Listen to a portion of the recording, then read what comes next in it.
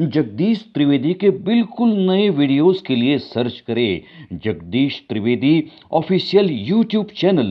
Search करें, like करें, forward करें और हाँ, सब्सक्राइब करना ना भूलें जगदीश त्रिवेदी ऑफिशियल चैनल। નમસ્કાર. રવિવારનું રંજન આ કાર્યક્રમની અંદર હું આપનો મિત્ર જગદીશ ત્રિવેદી હૃદયથી આપ સૌનું સ્વાગત કરું છું. એક કૂતરાએ નેતાને બટકું ભર્યું, બોલ. હવે એને કેવડી મોટી ગંભીર ભૂલ કરી. આ ધંધો કરાય.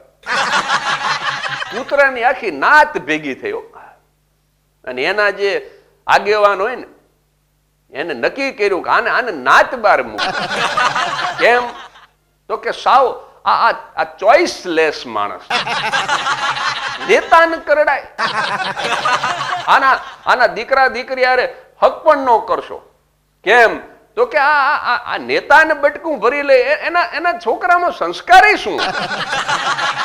અને પ્રમુખ જે હતો એને તો કડક સૂચના આપી ઈ કે હોસ્પિટલમાં દાખલ થઈ જા અને ડ્યુટી ફરતા 14 ઇન્જેક્શન લઈ લે, નહીતર મરી જઈશ ભાષણ કરી.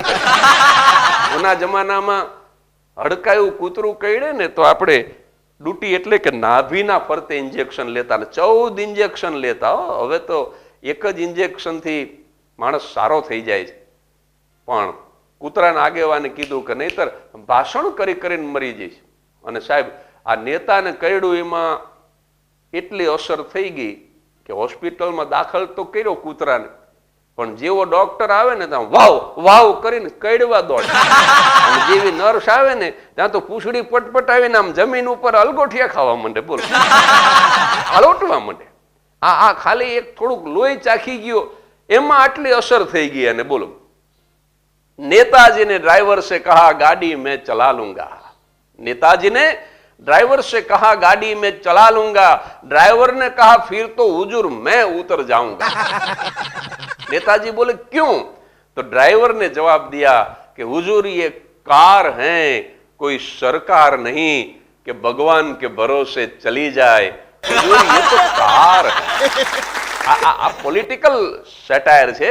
પણ આ કૂતરાની વાત નીકળી ને, એક ભાઈ એનો પાળેલા કૂતરાને લઈને નીકળ્યો હતો. એનો મિત્ર સામે મળ્યો હતો. તરત જ પૂછ્યું કે આ ગધેડાને લઈને ક્યાં આવેલો? તો ઓલો ખીજાઈ ગયો કૂતરાનો માલિક. એ કે આ ગધેડો નથી, આ કૂતરો છે. અને ત્યારે મિત્રે કીધું કે શાંતિ રાખ, હું તને નહીં, તારા કૂતરાને પૂછું છું કે તું આ ગધેડાને લઈને ક્યાં ચાલ્યો. એક ભાઈ કૂતરાને ખાવાના બિસ્કિટ લેવા ગયો, પણ આમાં બોલે એવી રીતે ને, દુકાને જઈને કૂતરાને ખાવાના બિસ્કિટ છે. ઓલો દુકાન વાળો કે અહીં ખાવા છે કે બાંધી દઉં.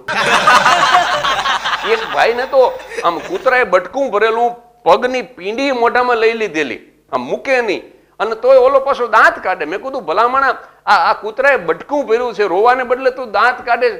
પછી કૂતરાએ છોડી દીધી ને પીંડી, પછી મારી પાસે આવીને એને ચોખવટ કરી કે દાંત એટલા માટે કાઢતો તો કૂતરું હાવ બોખું હતું. મને તો ગલગલિયા થતા. પણ ડોક્ટર તો પાછા આને ન છોડે. બોલો, કૂતરું દાંત વગરનું હતું તો એ દવાખાને ગયો. એ કે સાહેબ ઇન્જેક્શન લેવું પડશે, કે ઇન્જેક્શન ફરજિયાત છે. પણ કૂતરું તો દાંત વગરનું હતું. એ કે દાંત વગરનું કરડું હોય તો 100 વગરનું ઇન્જેક્શન લઈ લ્યો. અત્યારે સાહેબ નીડલ લેસ ઇન્જેક્શન. તમે જુઓ, મીઠાઈ હોય તો કે સુગર લેસ સ્વીટ, સ્વીટ પછી sugar less, fat less milk, મિલ્કની અંદર ફેટ ન હોય સાહેબ. અત્યારે જોબ લેસ યંગસ્ટર, યંગસ્ટર પાસે જોબ નથી સાહેબ, અને હોપલેસ ફ્યુચર.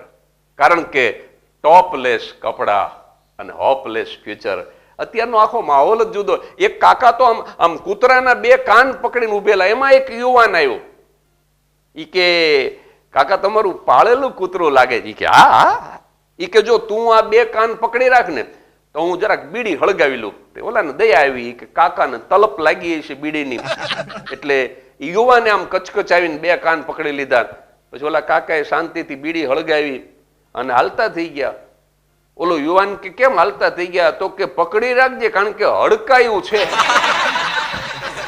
હડકાયા કૂતરાના કાન પકડાવી દે. પછી તો ઓલો યુવાન છોડી ન શકે અને કાકો બીડી હળગાવીને જતો રહ્યો. અમદાવાદ હું ઉતર્યો ને, કાકા બીડી પીતા પીતા આવે અને ધુમાડા નો નીકળે. મેં કીધું આમ કેમ? મને ક્યાં સીએનજી બીડી, સીએનજી પંપ હોય, સીએનજી બીડી નો હોય. હમણાં એક રિક્ષાની પાછળ મેં જોયું ને તો 8-10 નામ લખેલા, રમેશ ને, સુરેશ ને, મહેશ ને, સવિતા ને, કવિતા ને, શાંતા ને, સગુણા.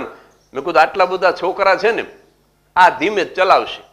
તો હું એની રિક્ષામાં જ બેઠો, પણ એને જે રિક્ષા ભગાડી છે, બમ્પ નો જોવે, ખાડા નો જોવે, મારું માથું હુડ સાથે ભટકાણું. મેં રિક્ષા વાળાનો ખભો પકડી લીધો. મેં કીધું તારે આટલા બધા છોકરા છે ને? મને કે કોના છોકરા? મેં ક્યાં લગ્ન જ કર્યા છે. એટલે મેં કીધું લગ્ન નથી કર્યા તો આ રમેશ ને, સુરેશ ને, મહેશ. મને કે આપણી રિક્ષામાં જેટલા જેટલા ગુજરી ગયા. પછી મેં કીધું આઈ નહીં, ઉતારી દે, હું ચાલીને ટાઉન હોલ જતો રહીશ, કારણ કે આમાં જગદીશ આવી જાય એટલી જગ્યા છે. આ ભડનો દીકરો આજ ને આજ મારું નામ લખે. અમદાવાદમાં એક રિક્ષા પાછળ લખેલું સાવન કો આને દો. એમાં એક ટ્રક ક્યાંકથી આવ્યો અને ધાડ દઈને ભટકાણો. એ ટ્રકની પાછળ લખ્યું હતું આયા સાવન ઝુમકે. ઓલો રિક્ષા વાળો ફરિયાદ કરવા ગયો તો જમાદારે ફરિયાદ ન લીધી. એ કે ઇન્વિટેશન તો ત્યાં જ આપ્યું. અત્યારે તો એવા અનુભવ થાય છે સાહેબ. એક કોર્ટની અંદર પતિ અને પત્ની બે ગયા. પતિએ કીધું એ કે I want to divorce sir, મારે છૂટાછેડા લેવા છે. જજ સાહેબે કીધું કે વોટ ઇઝ ધ રીઝન? કારણ શું છે? તો કે મારી પત્ની મને પસંદ નથી, મારી પત્ની મને ગમતી નથી. એટલે જજ સાહેબે તરત જ પેલા બેનને કીધું એ કે તમારા પતિને તમે ગમતા નથી, બોલો તમારે ક્યાંય કહેવું છે? ઓલા બેને હાવ ભોળા ભાવે કીધું એ કે સાહેબ આખા ગામને ગમું છું, આમને એકને જ વાંધો પડે. હવે જો તું આખા ગામને ગમતી હોય તો એનો વાંધો વ્યાજબી છે, આમાં વાંધો ન પડે તો આનો વાંધોય થાય એવું નથી. હવે આમાં તો હવે છૂટા થાવ એ જ ઉત્તમ રસ્તો છે. એટલે માણસ છે ને સાહેબ, એ મને તમને હાસ્ય આપે છે. હમણાં એક રેસ્ટોરન્ટની અંદર કાકા જમવા ગયા ને સીધો મસાલા ઢોસાનો ઓર્ડર આપ્યો. વેઇટર આવીને ઢોસો મૂકી ગયો, તો આમ છરીને કાંટાથી ઢોસાને ખોલી નાખ્યો, આખે આખું ઉઘાડો કરી નાખ્યો અને અંદરથી મસાલો ખાઈને હાલતા થઈ ગયા. હું તો કાકાની પાછળ દોડ્યો. મેં કીધું આમ કાં કર્યું? મને કે ડોક્ટરે બહારનું ખાવાની ના પાડી, આ એને અંદરનું ખાધું, બહારનું પછી હું ખાઈ ગયો. પણ એક વાત છેલ્લે કરી અને મારી વાણીને વિરામ આપું. એક રેસ્ટોરન્ટની અંદર આવી જ રીતે એક કાકા જમવા ગયા અને ઓલો વેઇટર આવીને મેનુ આપી ગયો, પણ આ મેનુ હાથમાં લઈને ધ્રુસકે ને ધ્રુસકે રોવા જ માંડ્યા. બોલો, તે સામે એક ભાઈ બેઠા હતા, એને એમ થયું કે આ કાકા કેમ રોવા માંડ્યા. એટલે એને પૂછ્યું એ કે કાકા વોટ ઇઝ યોર પ્રોબ્લેમ? તમે આ જમવા આવ્યા છો ને તમે રડો છો? રોવ ને શું કરું? આ રેસ્ટોરન્ટનું નામ સાંભળી અને 50 કિલોમીટર દૂરથી જમવા આવ્યો, પણ મારું ડેન્ચર, મારું ચોકઠું ઘરે ભૂલી ગયો. હવે આ મસાલા ઢોસાને મિક્સરમાં કે ગ્રાઇન્ડરમાં નાખીને પછી હવે એને પી જવું તો એમ કરું તમે કહેતા હોય. ઓલો ભાઈ કે એવું કઈ કરવાની જરૂર નથી, જો ઉપરવાળો છે ને એ બધા રસ્તા કાઢી દે. એ ભાઈ પોતે ઊભો થયો, બ્રીફ કેસ હતી એની પાસે, તરત જ સુટકેસ ખોલી અને એક ડેન્ચર કાઢીને આપ્યું. બોલ કે કાકા પહેરો. તે કાકાએ ચોકઠું ચડાવ્યું કે આ તો બહુ ફિટ થાય, કાઢી નાખો કાઢી નાખો, જરાય ચિંતા ન કરશો, આપણી પાસે એક નથી. તરત જ બીજું કાઢી નાખ્યું, ઈ પહેર્યું. એ કે આ તો બહુ લૂઝ થાય, આ તો ચાવવા જવું તો નીચે પડે, આ પકડે નહીં જડબાન, તમે ચિંતા ન કરો કાકા.